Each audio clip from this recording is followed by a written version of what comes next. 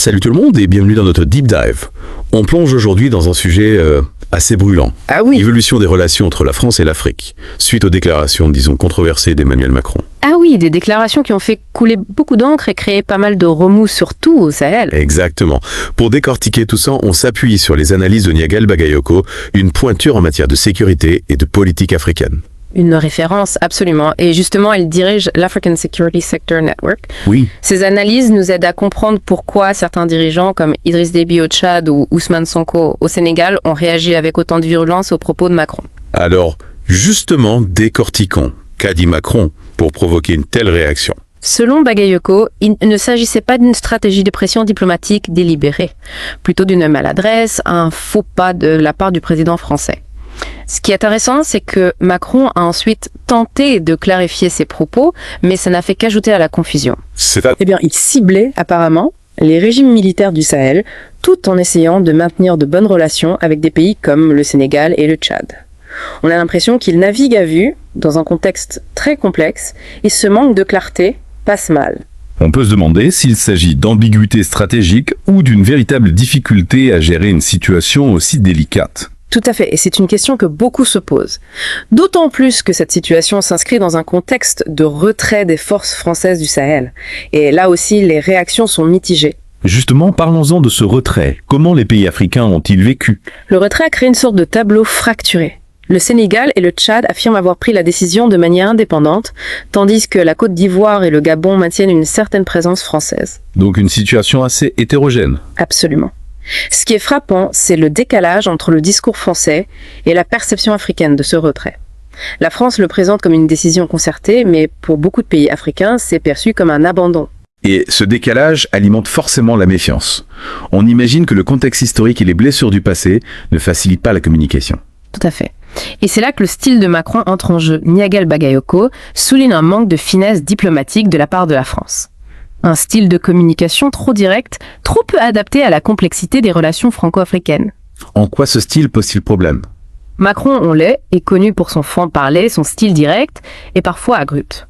Ce qui peut fonctionner en politique intérieure française est souvent mal perçu en Afrique. C'est-à-dire ? Dans un contexte post-colonial où les rapports de force sont sensibles, ce style peut être interprété comme de l'arrogance ou du mépris. Il renforce le sentiment que la France n'est pas à l'écoute des réalités africaines, qu'elle continue d'imposer sa vision sans tenir compte des aspirations des populations. Et ce sentiment nourrit bien sûr les mouvements nationalistes et souverainistes qui gagnent du terrain en Afrique. Exactement.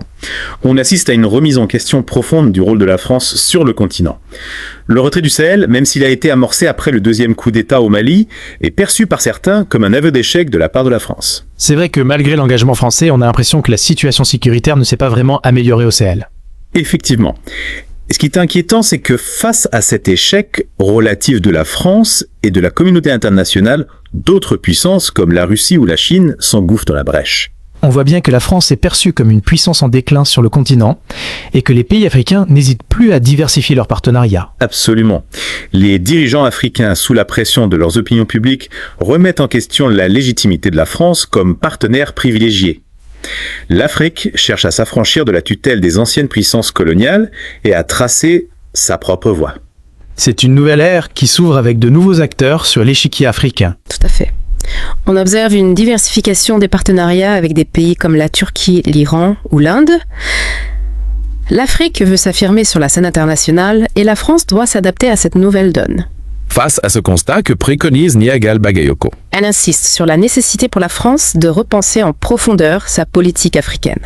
Il faut abandonner toute idée de contrôle direct et privilégier des relations plus égalitaires et respectueuses de la souveraineté des pays africains. En clair, passer d'une relation de domination à un véritable partenariat. Exactement. Il ne s'agit plus de dicter la conduite à tenir, mais de travailler main dans la main pour répondre aux défis communs. Et pour cela, la France doit changer de posture d'attitude. Et sur le plan multilatéral, la France a-t-elle encore sa place ? Là aussi, on constate un échec. Les tentatives de la France de créer des coalitions africaines sur son leadership n'ont pas abouti. Elle est perçue comme une puissance en perte de vitesse.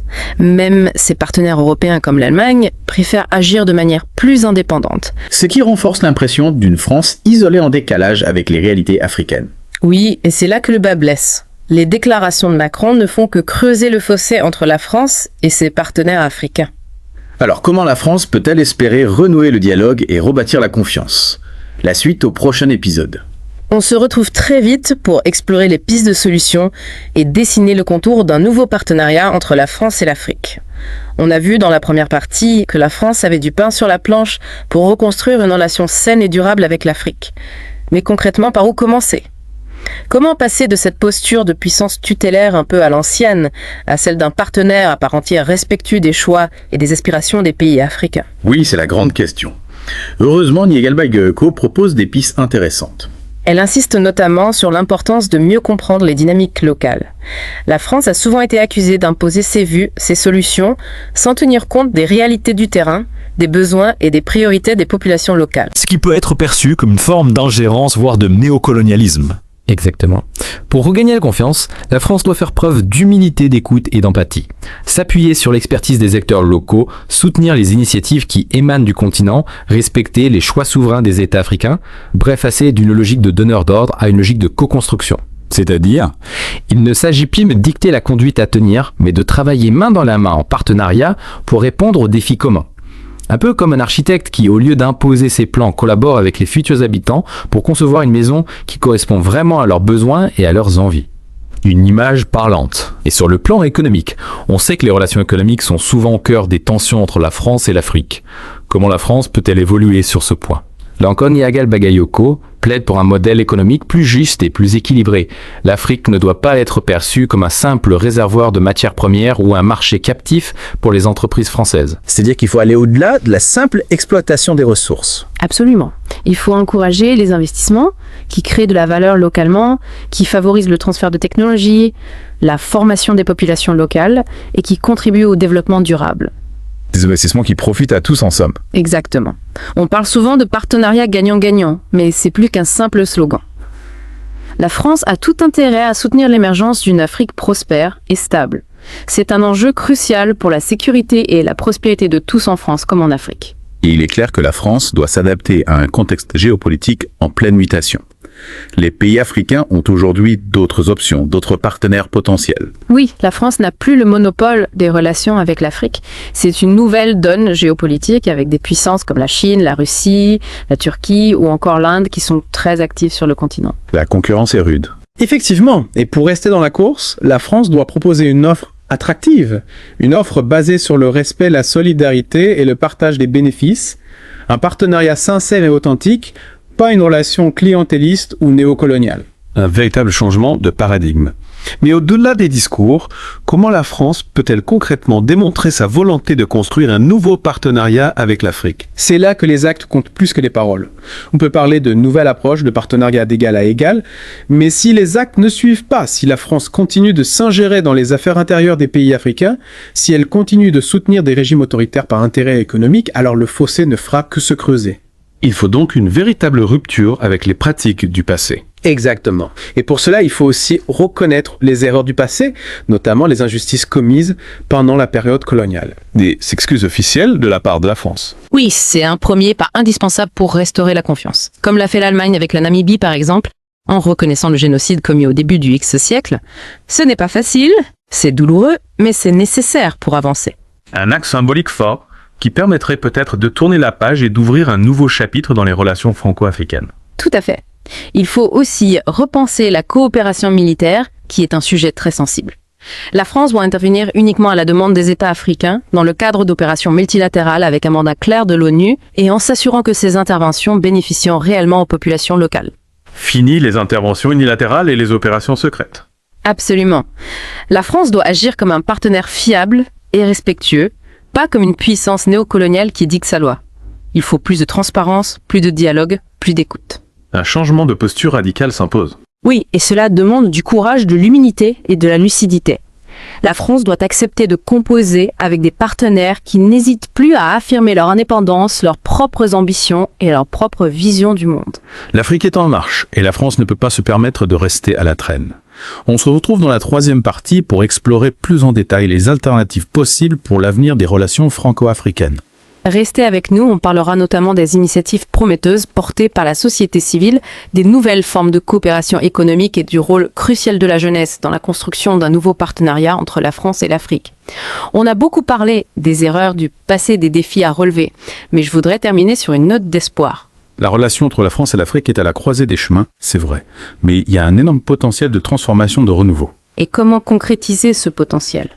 Comment passer des bonnes intentions à l'action, bâtir un partenariat réellement équitable et mutuellement bénéfique ? Nwagal Bagayoko, dans ses analyses, insiste beaucoup sur l'importance d'un changement de regard. Il ne s'agit plus de voir l'Afrique comme un continent à problème, à un fardeau à porter, mais comme un partenaire à part entière, une source d'opportunités et de solutions innovantes. En somme, passer d'une vision paternaliste et condescendante à une vision basée sur le respect, la confiance et la réciprocité. Exactement. Et ça commence par reconnaître les erreurs du passé, les injustices commises pendant la période coloniale et s'engager à réparer ces injustices. Vous parlez de réparation financière. Pas seulement. Il s'agit d'abord de reconnaître les torts, causés de présenter des excuses officielles comme l'a fait l'Allemagne avec la Namibie, mais aussi de soutenir des projets concrets de développement de restitution du patrimoine culturel africain, de promotion de la langue française en Afrique, etc. Des actions concrètes qui témoignent une réelle volonté de tourner la page et de construire une nouvelle relation. Tout à fait.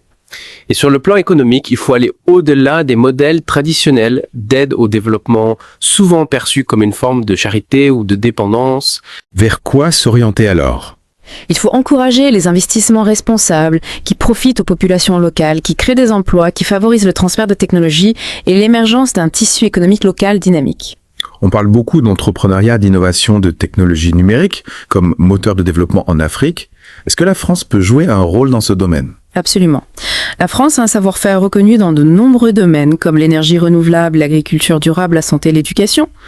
Elle peut accompagner les entrepreneurs africains, les aider à développer leurs projets, à accéder aux marchés internationaux. Donc une forme de coopération décentralisée, basée sur des partenariats directs entre entreprises, universités, centres de recherche, etc. Exactement. Et n'oublions pas le rôle crucial de la société civile, des ONG, des associations qui œuvrent au quotidien pour le développement humain, social et économique de l'Afrique.